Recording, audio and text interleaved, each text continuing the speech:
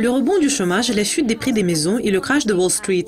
Apparemment, les plus grandes banques des États-Unis semblent avoir la solidité financière pour survivre tout cela, selon les réserves fédérales et la dernière série des tests de résistance. Je m'appelle Sinead McLaughlin et c'est votre revue de presse de vendredi. Contrairement au test de l'année dernière, celui-ci n'a révélé aucune banque avec un capital en dessous du minimum.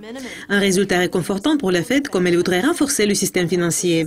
La Fed exige que les grandes banques passent ces tests de stress pour évaluer si elles peuvent résister aux catastrophes économiques, si l'on ajoute les pertes que la banque va subir de ses prêts et de ses échanges lors des difficultés hypothétiques.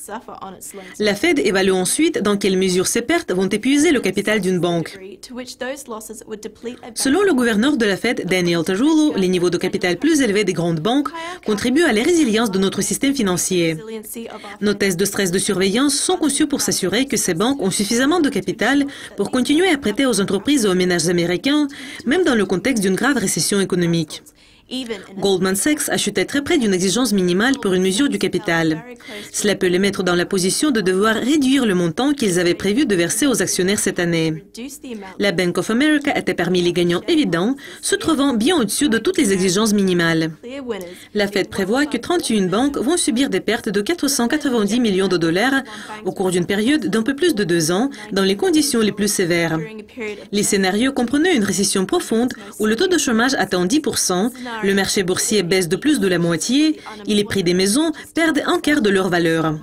La deuxième étape aura lieu mercredi prochain. Les banques vont savoir si la Fed a approuvé leur plan pour distribuer le capital aux actionnaires sous forme de dividendes et des rachats d'actions.